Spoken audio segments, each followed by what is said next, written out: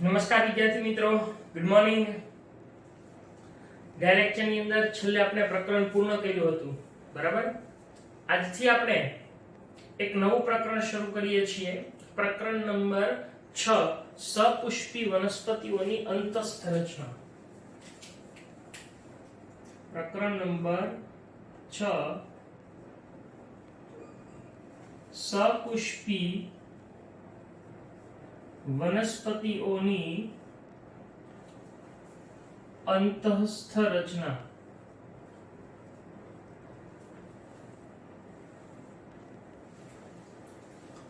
હવે આપણે આની પહેલાના પ્રકરણમાં વનસ્પતિની બાહ્યાકાર રચના, બાહ્યાકાર વિદ્યાનો અભ્યાસ કરી ગયા, જેની અંદર વનસ્પતિના મૂળ, પ્રકાંડ, પર્ણ, બરાબર, એ બધાની ચર્ચા કરી ગયા. ત્યાર પછી પર્ણ છે, એની ગોઠવણી, પર્ણ વિન્યાસ ને આ બધી જ ચર્ચાઓ આપણે કરી ગયા.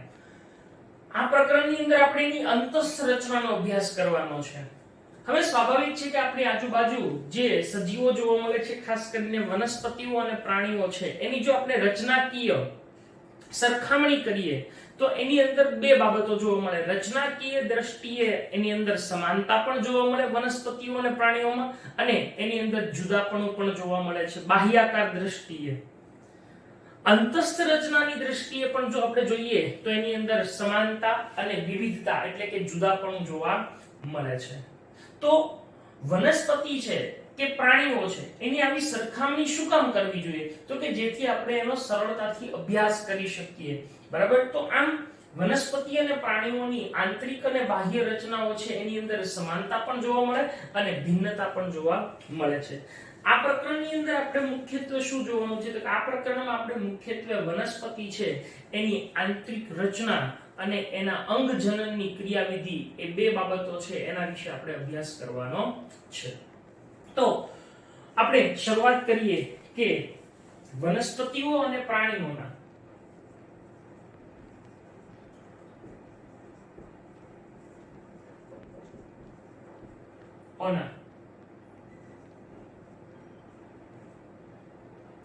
બાહ્ય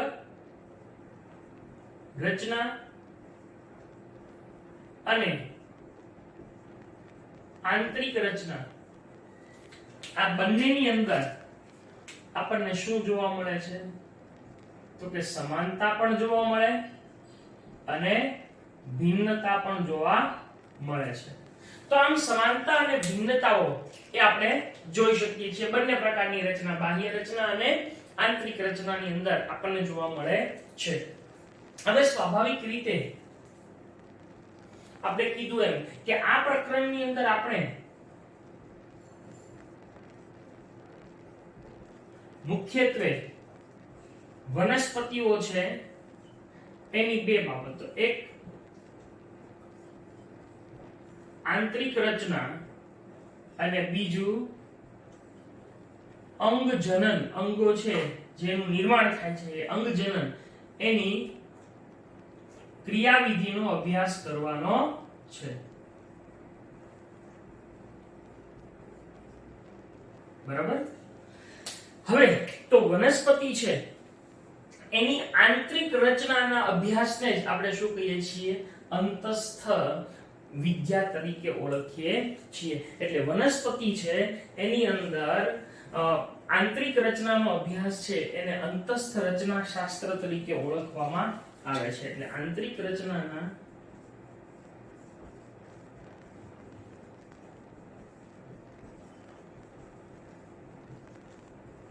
અભ્યાસને અંતસ્થ રચના શાસ્ત્ર કહે છે.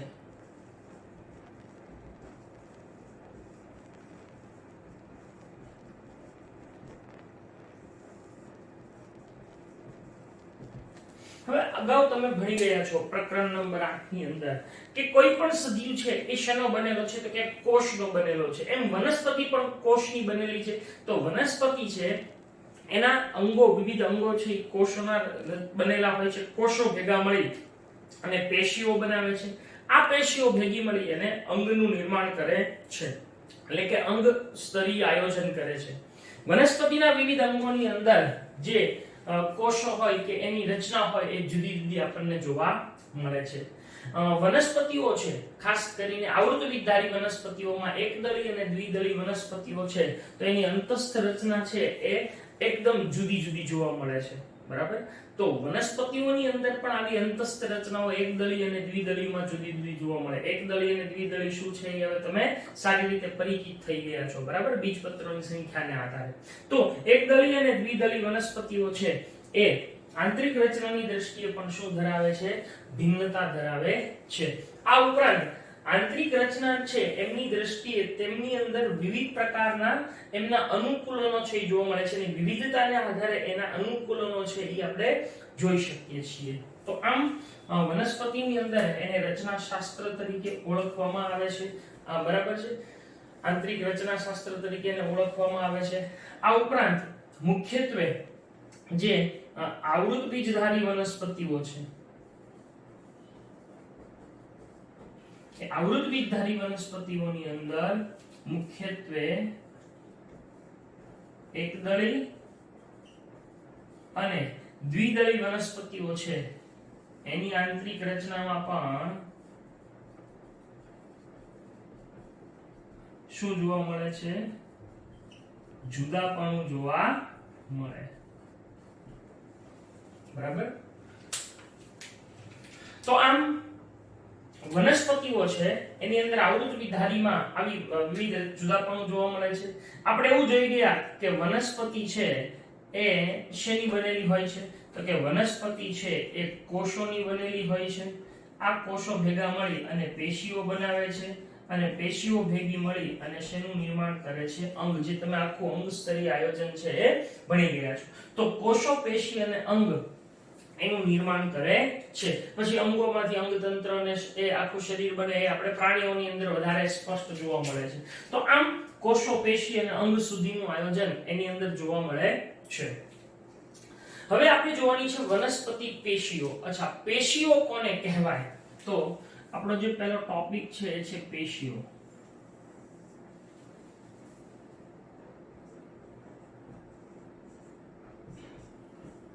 The tissues.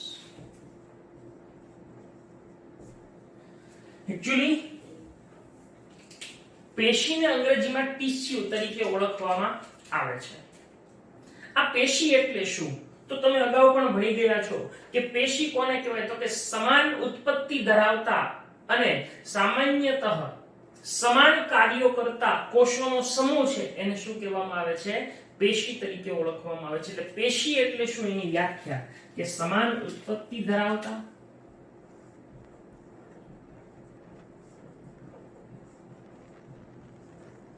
અને સામાન્યતઃ શું કરતા?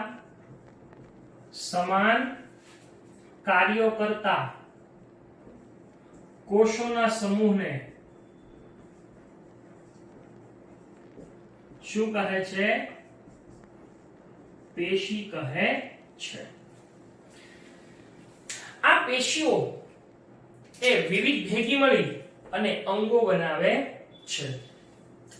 આ પેશીઓ એના જે કોષો હોય, પેશીઓના કોષો હોય, એ કોષોની જે નવા રચાતા કોષો હોય જેની વિભાજન ક્ષમતા એટલે કે આગળ હવે એક કોષમાંથી બે કોષ બન્યા, એ બે કોષો છે એ આગળ ફરીથી વિભાજન પામવાની ક્ષમતા ધરાવે છે કે નહીં એના આધારે પેશીઓને જુદા જુદા પ્રકારમાં વહેંચવામાં આવી છે. એટલે આપણે આની સાથે પેશીઓના પ્રકારોની ચર્ચા કરવાની છે.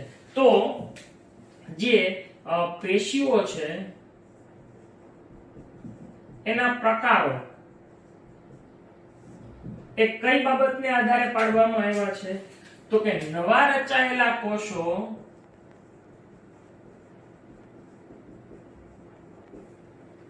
એ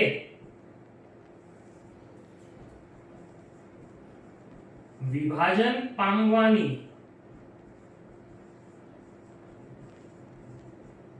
ક્ષમતા ધરાવે છે કે નથી ધરાવતા? આ બે બાબતોને આધારે હવે પેશીના પ્રકારોનો હું ચાર્ટ અહીંયા દોરું છું.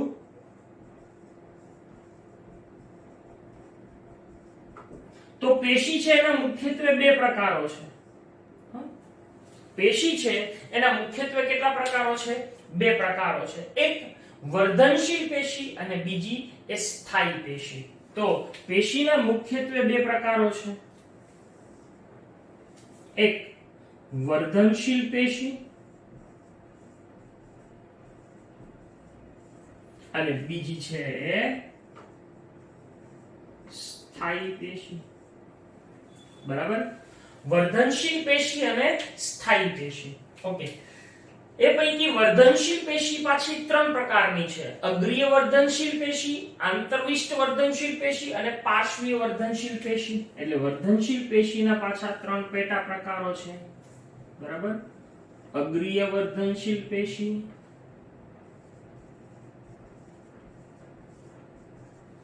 બીજી આંતરવિષ્ટ વર્ધનશીલ પેશી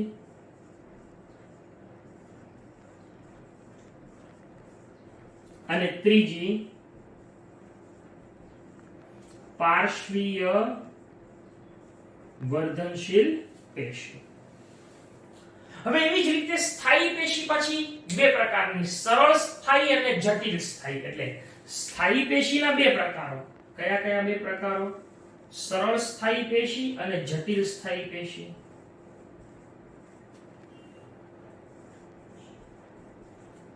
હવે પાછી સરળ સ્થાયી પેશીઓ ત્રણ પેટા પ્રકારો ધરાવે છે. બરાબર? તો સરળ સ્થાયી પેશીઓના ત્રણ પેટા પ્રકારો: મૃદુતક પેશી, બીજી સ્થૂલ કોણક પેશી અને ત્રીજી દ્રઢોતક પેશી. જ્યારે જટિલ પેશીઓ બે પ્રકારની છે. જટિલ સ્થાયી પેશીઓ બે પ્રકારની, અન્નવાહક અને જલવાહક. બરાબર? એટલે જલવાહક પેશી અને અન્નવાહક પેશી. તો આ રીતે આ પેશીઓના પ્રકારોનો આખો ચાર્ટ છે એ આપણે યાદ રાખવાનો છે. અને આ પ્રકરણની અંદર મુખ્યત્વે આપણે આ દરેકે દરેક શબ્દો જે અહીંયા ચાર્ટમાં દર્શાવેલા છે એની ઉપરાંતની ઘણી બધી બાબતોને આપણે આ પ્રકરણમાં ચર્ચા કરવાની છે. તો મુખ્યત્વે આપણો ફોકસ છે આ ટોપિક ઉપર રહેશે પેશીઓના પ્રકારો, વર્ધનશીલ અને સ્થાયી પેશીઓ. બરાબર છે? તો શરૂઆત આપણે કરવાની છે ક્યાંથી? વર્ધનશીલ પેશીથી. તો શરૂ કરીએ વર્ધનશીલ પેશી. એના ત્રણ પ્રકારો: અગ્રીય, આંતરવિષ્ટ અને પાર્શ્વીય. જ્યારે સ્થાયી પેશીના બે સરળ અને જટિલ. સરળના પાછા ત્રણ પેટા: મૃદુતક, સ્થૂળકોણક અને દ્રઢોતક. અને જટિલના બે: જલવાહક અને અન્નવાહક. ઓકે? તો શરૂ કરીએ વર્ધનશીલ પેશીથી.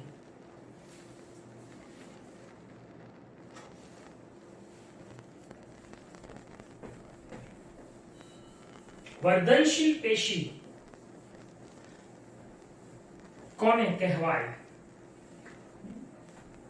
એની વ્યાખ્યા શું થાય? વર્ધનનો મતલબ થાય સતત વિભાજન પામવું. બરાબર છે?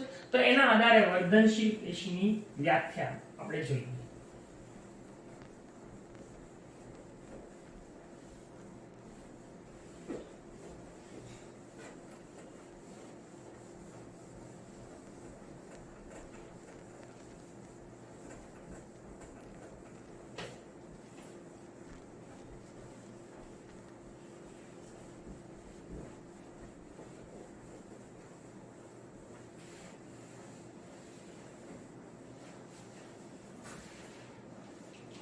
ચલો, વર્ધનશીલ પેશી.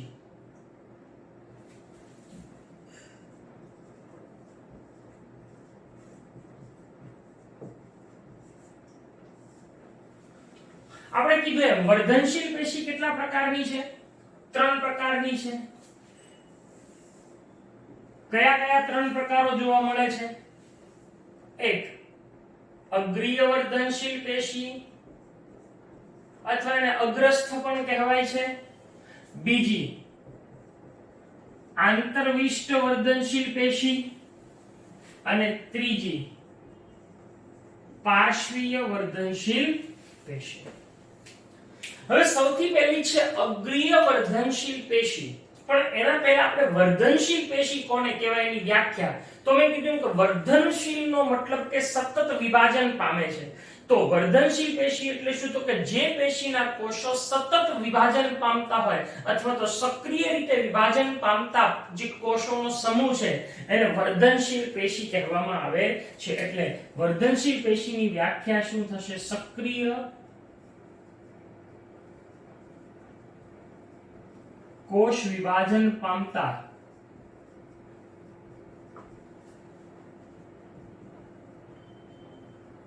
કોષોના સમૂહને વર્ધનશીલ પેશી કહે છે.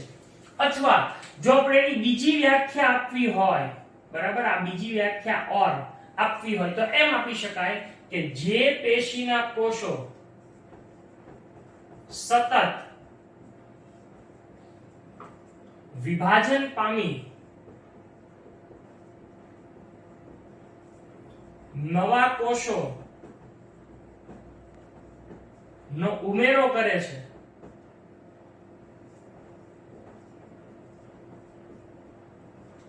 તેને શું કહેવાય છે? વર્ધનશીલ પેશી કહે છે. હવે કીધું કે આ વર્ધનશીલ પેશીઓ ત્રણ પ્રકારની, અગ્રીય, આંતરવિષ્ઠ અને પાર્શ્વીય. હવે એમાં પહેલી છે અગ્રીય વર્ધનશીલ પેશી. અગ્રભાગો, વનસ્પતિના બે અગ્રભાગો જેને આપણે મૂલાગ્ર અને પ્રરોહાગ્ર અથવા પ્રકાંડાગ્ર કહીએ છીએ. તો મૂળ અને પ્રરોહ છે એના જે વિસ્તરણ પામતા વિસ્તારોની અંદર આવેલી પેશી છે એને શું કહેવામાં આવે છે? અગ્રીય વર્ધનશીલ પેશી તરીકે ઓળખવામાં આવે છે. એટલે આ ખરેખર એક પ્રકારની પ્રાથમિક પેશીઓ છે કે જે વનસ્પતિના જીવનની શરૂઆતથી જોવા મળે છે. જ્યારે વનસ્પતિનો આમ કહેવાય કે જન્મ થાય ત્યારથી જ આ પેશી આપણને જોવા મળે છે. તો અગ્રીય વર્ધનશીલ પેશી એ ખરેખર ક્યાં જોવા મળે છે? તો કે મૂળ અને પ્રરોહ છે એના અગ્રસ્ત ભાગોની અંદર જોવા મળતી પેશી છે. જેમાં મૂળ છે એની વર્ધનશીલ પેશી મૂળના ટોચના ભાગે જોવા મળે છે. જ્યારે પ્રકાંડની એટલે કે પ્રરોહની વર્ધનશીલ પેશી ક્યાં જોવા મળે છે? તો કે પ્રકાંડ છે એનો જે અક્ષ છે એના વિવિધ વિસ્તારો છે એની અંદર એ અમુક અંતરે આવેલી જોવા મળે છે. તો આમ અગ્રીય વર્ધનશીલ પેશી એ ખરેખર આ મૂળાગ્ર અને પ્રકાંડાગ્રમાં આવેલી. હવે અહીંયા સ્વાભાવિક છે કે આ પેશીના કોષો વિભાજન પામે એટલે એ શું થાય? તો કે પ્રરોહ છે એમાં ઉભા વિભાજન પામીને ઉપર તરફ ઉમેરે એટલે પ્રરોહની લંબાઈ વધે, મૂળની લંબાઈ વધે. એટલે ખરેખર આ પેશી છે એ વનસ્પતિની લંબાઈમાં વધારો કરવા માટે જવાબદાર છે. એટલે આ પેશી એ વનસ્પતિની લંબાઈમાં વૃદ્ધિ કરે છે, વધારો કરે છે. એક પ્રકારની આપણે કહીએ કે વૃદ્ધિ પ્રેરે છે. તો અગ્રીય વર્ધનશીલ પેશી એ ક્યાં આવેલી હોય છે? તો કે મૂળ અને પ્રરોહ છે એના અગ્રીય ભાગોમાં આવેલી અને પ્રાથમિક પેશી છે. બરાબર છે? બીજું, તે મૂળ છે એની અંદર ક્યાં આવેલી છે? તો કે મૂળ છે એની અંદર મૂળના ટોચના ભાગે અને પ્રકાંડમાં ક્યાં આવેલી છે? તો કે પ્રકાંડની અંદર પ્રકાંડના અક્ષના વિવિધ ભાગોમાં અમુક અંતરે આવેલી છે. બરાબર? આ ઉપરાંત આપણે જાણીએ છીએ કે જ્યારે પર્ણનું નિર્માણ થાય કે પ્રકાંડનું વિસ્તરણ થાય, પર્ણ નિર્માણ થાય કે પ્રકાંડનું વિસ્તરણ થાય છે ત્યારે આ જે પ્રકાંડના એટલે કે પ્રકાંડની જે પેશી છે, પ્રકાંડમાં રહેલી વર્ધનશીલ પેશી, એ પ્રકાંડના વર્ધનશીલ પેશીના ભાગો છે, કોષો છે, એ નીચે તરફ ગોઠવાય અને એક ખાસ પ્રકારની કક્ષ કલિકાનું નિર્માણ કરે છે. એટલે અહીંયા આગળ કક્ષ કલિકાનું નિર્માણ પણ આમાંથી થતું જોવા મળે છે.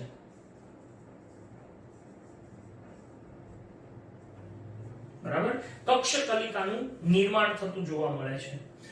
અગ્રીય વર્ધનશીલ પેશી છે મુખ્યત્વે એ અગ્રીય વર્ધનશીલ પેશી એ ખાસ કરીને જે પર્ણોની રચના થાય છે એની સાથે સાથે મૂળ અને જે પ્રકાંડ છે એના લંબાઈમાં વધારો કરવાનું કામ કરે છે, જેને આપણે એક પ્રકારની વૃદ્ધિ કહીએ છીએ.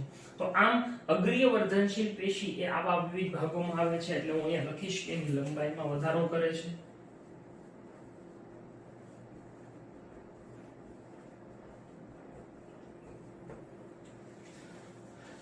આંતરવિષ્ટ વર્ધનશીલ પેશી કોને કહેવાય?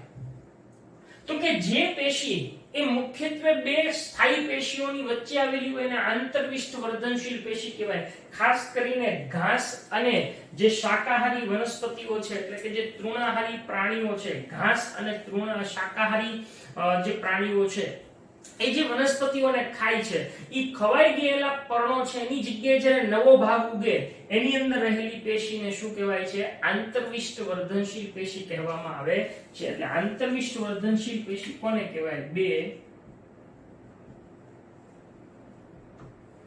ની વચ્ચે આવેલી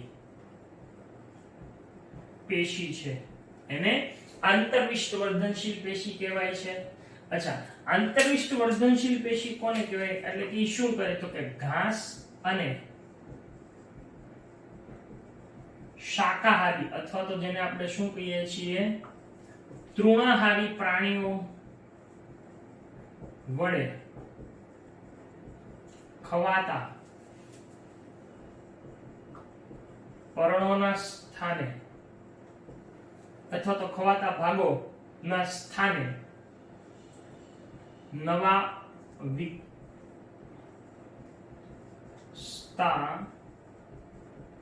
ભાગોમાં આવેલી છે. આ આંતરવિષ્ટ વર્ધનશીલ પેશી અને અગ્રીય વર્ધનશીલ પેશી બંને એક પ્રકારની પ્રાથમિક વર્ધનશીલ પેશીઓ છે. એટલે અહીંયા આ ખાસ યાદ રાખજો કે આ બંનેને શું કહેવામાં આવે છે? પ્રાથમિક વર્ધનશીલ પેશી કહે છે. શું કામ? કારણ કે એ વનસ્પતિના જીવનની શરૂઆતથી હોય છે. શરૂઆતથી જેને આપણે બેઝ કહીએ છીએ, એટલે એ શરૂઆતથી હોય એના વિવિધ ભાગોની અંદર પ્રાથમિક ભાગોમાં જોવા મળે છે, એટલે એને પ્રાથમિક વર્ધનશીલ પેશી કહે છે. કારણ કે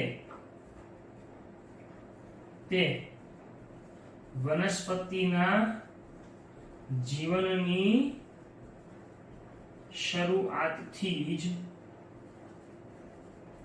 જોવા મળે છે.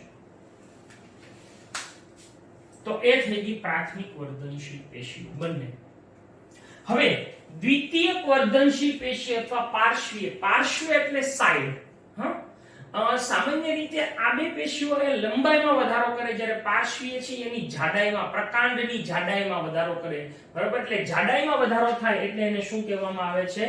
પાર્શ્વીય વર્ધનશીલ પેશી કહે છે.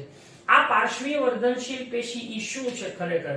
તો કે વનસ્પતિના મૂળ અને પ્રકાંડ છે એના પાર્શ્વીય ભાગોની અંદર ખાસ કરીને જ્યારે પ્રાથમિક વર્ધનશીલ પેશી છે એ વિકસે એના પછી જ્યારે કાષ્ઠીય ભાગ ઉત્પન્ન થાય, એવી કાષ્ઠીય ભાગ ઉત્પન્ન કરતી જે પેશીઓ છે એને શું કહેવામાં આવે છે? પાર્શ્વીય વર્ધનશીલ પેશી કહે છે. એટલે વનસ્પતિની અંદર જે મૂળ અને પ્રકાંડ છે એના જે કોષો હોય એ વિભાજન પામે છે ત્યારે એનો જે અક્ષ છે, પ્રકાંડ છે, એની અંદર કાષ્ઠીય અક્ષ છે એનું નિર્માણ થાય છે. અને કાષ્ઠીય અક્ષનું નિર્માણ થાય એ કેમાંથી થાય છે? તો કે જેમાં પ્રાથમિક વર્ધનશીલ પેશીઓમાંથી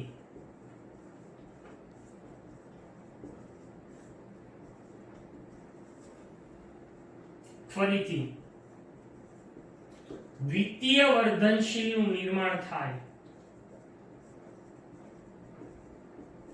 એવી વનસ્પતિ પેશીને શું કહેવાય છે? પાર્શ્વીય વર્ધનશીલ પેશી કહે છે. એટલે પાર્શ્વીય વર્ધનશીલ પેશીને દ્વિતીય વર્ધનશીલ કહેવાય. જે માને પ્રાથમિક કહેવાય એ માને દ્વિતીયક વર્ધનશીલ પેશી તરીકે ઓળખવામાં આવે છે. સામાન્ય રીતે આ વનસ્પતિ છે એની જાડાઈમાં વધારો કરે છે. બરાબર? વનસ્પતિ છે એની જાડાઈમાં વધારો કરે છે. ખાસ કરીને આ એ કેવી છે તો કે એ નળાકાર પ્રકાંડ ધરાવતી હોય છે. કાષ્ઠ લાકડું સખત જે બનાવે છે એ પાર્શ્વીય વર્ધનશીલ પેશી છે. એ નળાકાર ભાગો ધરાવે છે એટલે કે નળાકાર પ્રકાંડ ધરાવતી પેશી છે. આ પાર્શ્વીય વર્ધનશીલ પેશીઓ ક્યાં આવેલી હોય છે તો કે આ મુખ્યત્વે પુલીય એધા,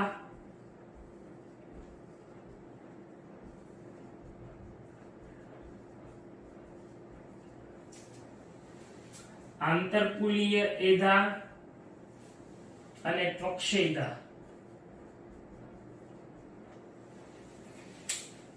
પુલીય એધા, આંતરકુલીય એધા અને ત્વક્ષેધા, બરાબર છે. એની અંદર આ પેશી છે જોવા મળે છે, બરાબર. એટલે આંતરકુલીય એધા વલય એમ ટૂંકમાં આવા બધા ભાગોની અંદર જોવા મળે જે વનસ્પતિની દ્વિતીયક વૃદ્ધિ માટે જવાબદાર છે. તો આવી દ્વિતીયક વૃદ્ધિ માટે જવાબદાર છે એની અંદર શું જોવા મળે છે? આવી પાર્શ્વીય વર્ધનશીલ પેશી આપણને જોવા મળે છે, બરાબર. તો આવી રીતે પાર્શ્વીય વર્ધનશીલ પેશી સાથે અહીંયા આગળ આપણે વર્ધનશીલ પેશીના પ્રકારો છે એને આપણે પૂર્ણ કરીએ છીએ. આવતા લેક્ચરની અંદર આગળ આપણે સ્થાયી પેશીઓની ચર્ચા કરશું. તો અહીંયા સુધી રાખીએ છીએ. હોમવર્કની અંદર બોર્ડ વર્ક એક વખત લખી અને મોકલવાનું રહેશે. Thank you.